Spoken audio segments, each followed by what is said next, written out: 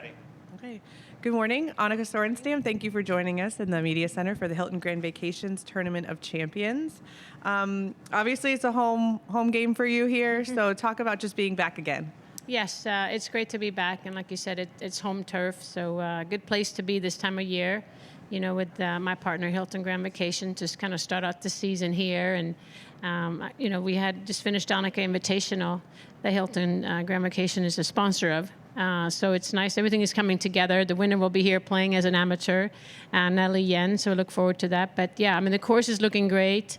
Family and friends, I think they're ready, maybe more ready than I am. So, but, yeah, great to start off the year at this beautiful place.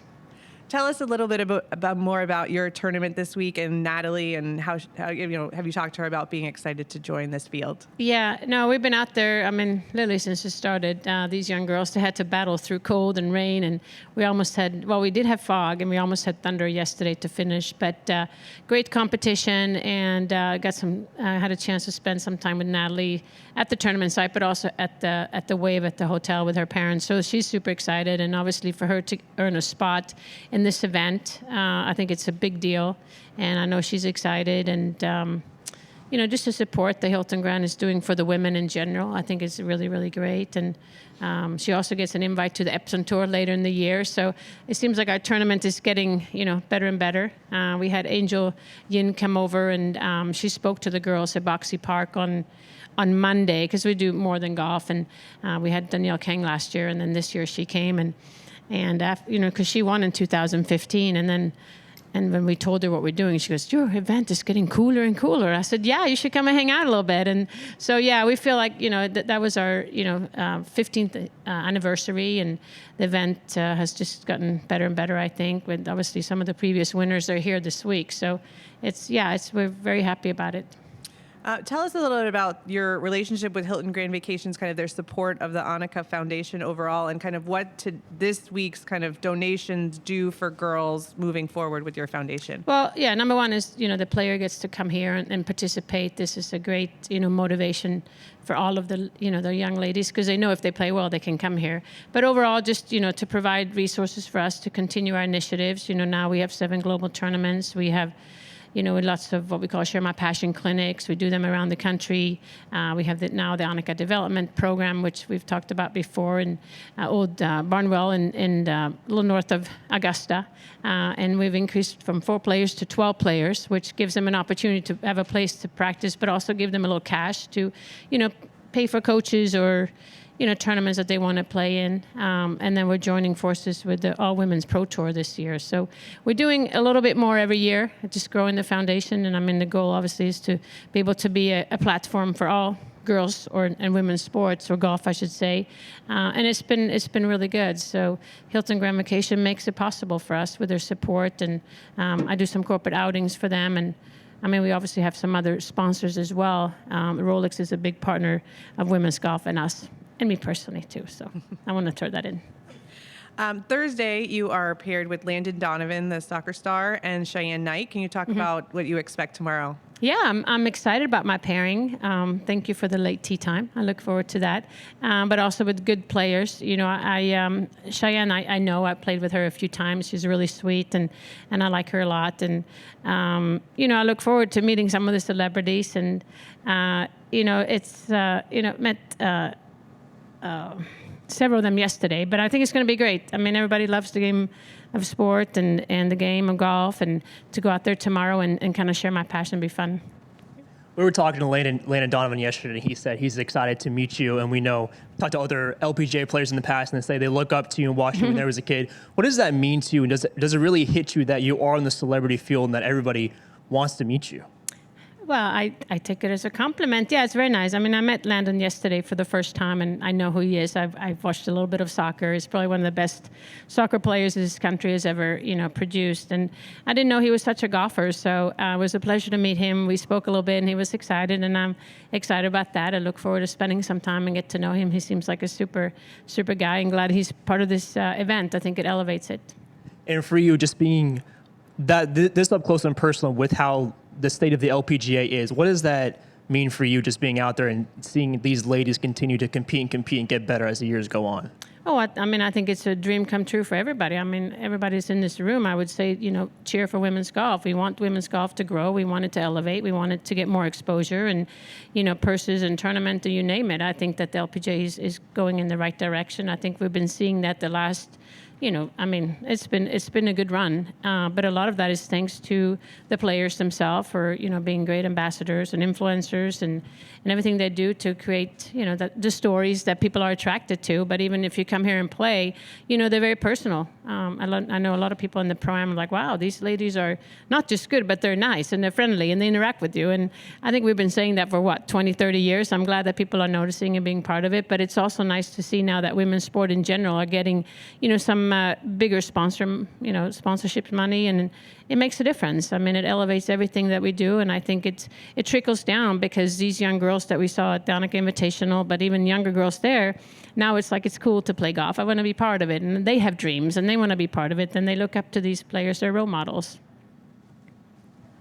Annika, when you first started your foundation, could you have ever imagined, not only are you guys global, but an event like this where you get to play, and obviously one of your Annika Invitational winners also gets to compete along some of your other Annika Invitational winners in this field. Would you ever have imagined that it would have gotten this big this quickly?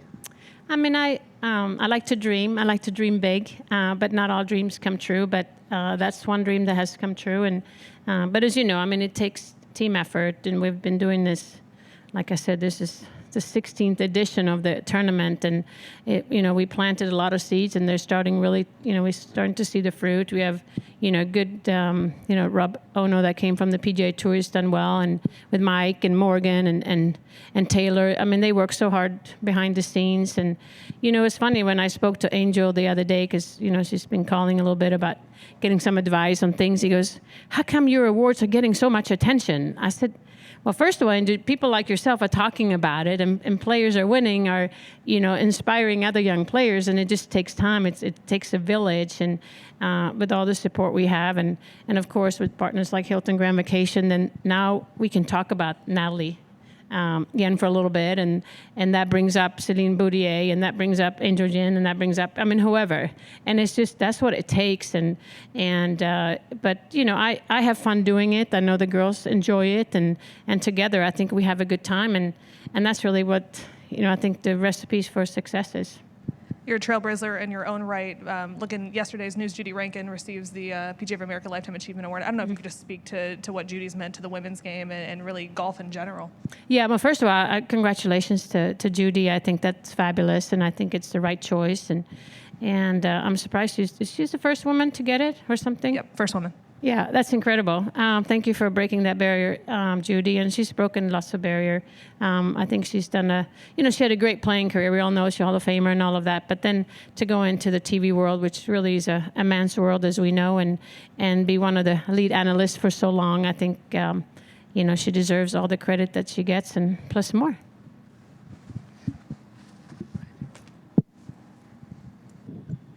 Yeah, Annika, I was at your first event in Houston when you played with the Legends down at the Woodlands and talked about you didn't know if you'd play again. You had blisters on your hands practicing. Can you just talk about your own evolution now to playing in tournaments and getting your kids involved and how that's worked for you personally? Yeah, no, it's, the game of golf is a big part of our family, as you know.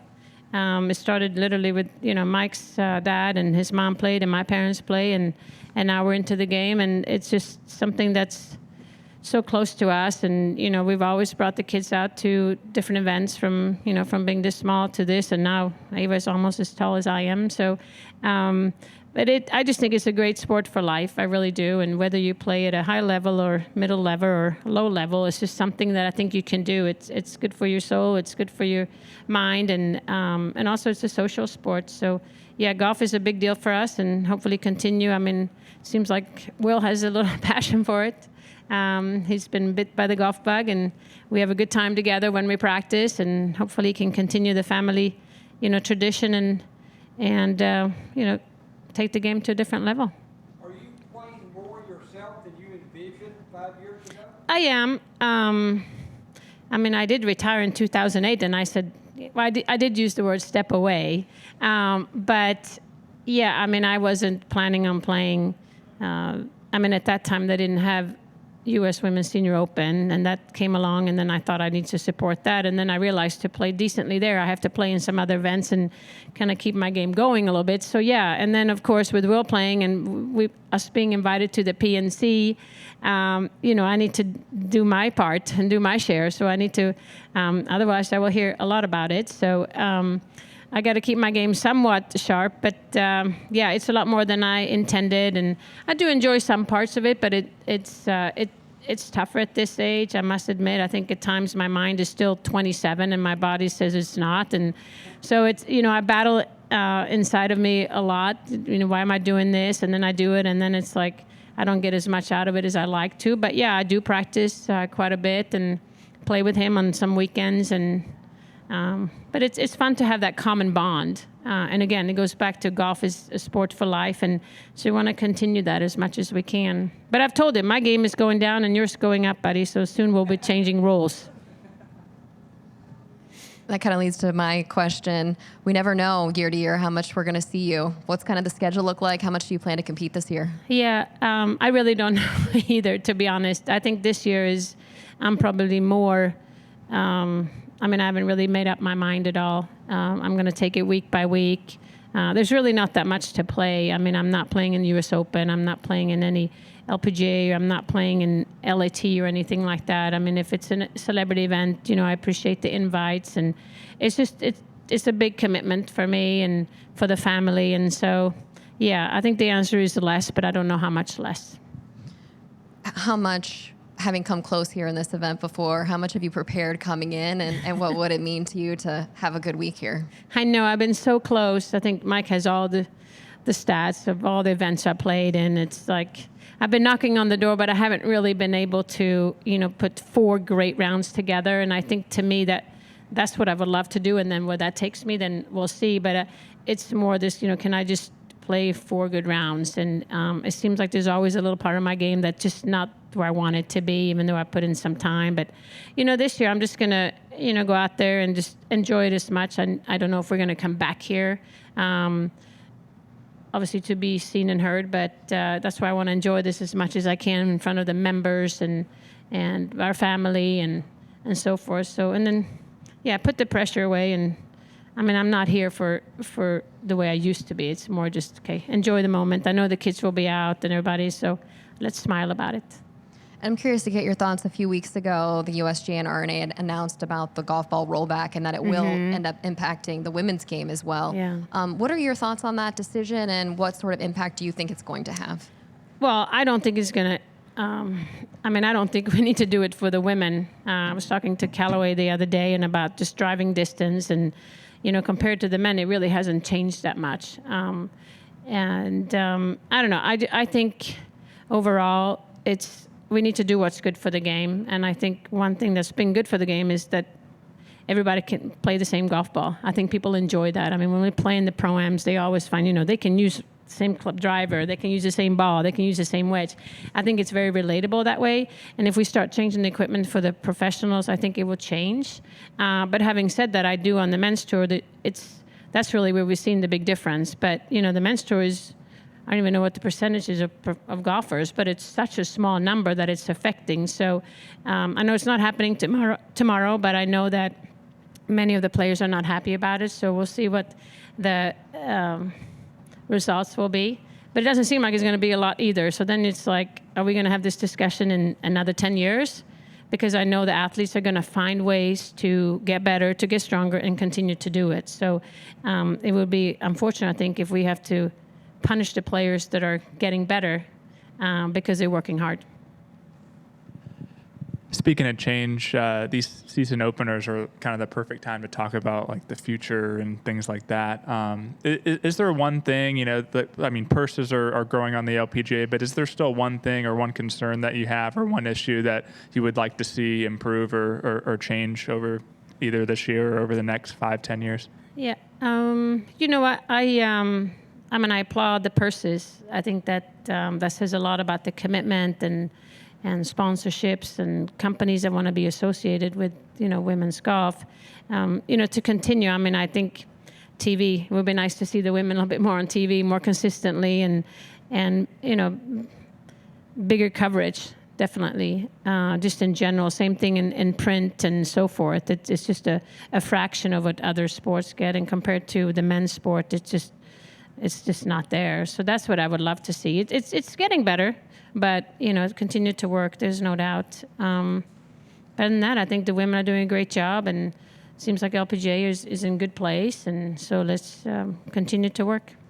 Have you done much research or given much thought to the USGA, the development program and the development team that they're starting to create? Because Sweden's probably has one of the better junior development programs in the world, and now the U.S. is trying to catch up. Do you have any thoughts on that? And I think it's a great initiative. I really do. I think obviously with Mike Wan kind of spearheading it with Heather Daily Donofrio, and I think they're doing a good job. What I've seen, I'm not involved in it or anything, but I think that the way they're going about it, I think it's going to be very successful. I think it's going to be. If we had a crystal ball, I would think in a few years, I think the U.S. will be really hard to beat. So I don't know what Sweden thinks about that. But I think in the end, I think it's a really good thing. And there's so many wonderful things about this country that you're doing. When I came over here, it was for college. We don't have that. And now it's improving in different areas. So I think it's going to make a big difference for the young players coming up and all the coaches that are getting involved. So it's a good thing. And then lastly for me, what's your best Tim Wakefield story? Oh. You know what? I didn't know him before all these celebrity events. And this is how I met him, through the sport and his family. And, it's heartbreaking. I don't want to really... When I hear his name, it's like you have more tears than you have happiness, because it happened so quickly and so sudden and so unexpectedly. But then we try to look at the bright side, because he did bring a lot of joy. I played with him several times. The recent memory was just in Tahoe. We were standing, I have a vision in my mind. We were standing on the 17th tee, and we had to wait for the group ahead. And, there's a basketball hoop there, and we were shooting, and our kids were there. And then they played ABBA, and Mike and I, we were dancing.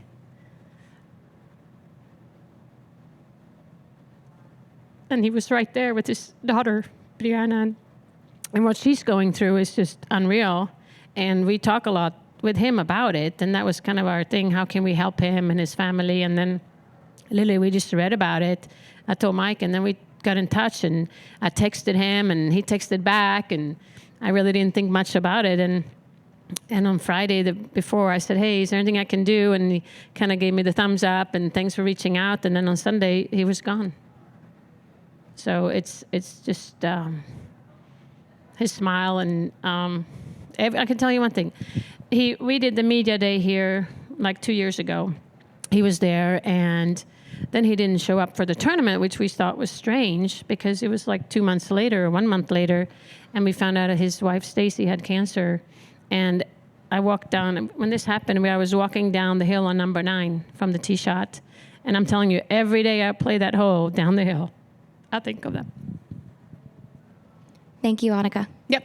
Sorry. No.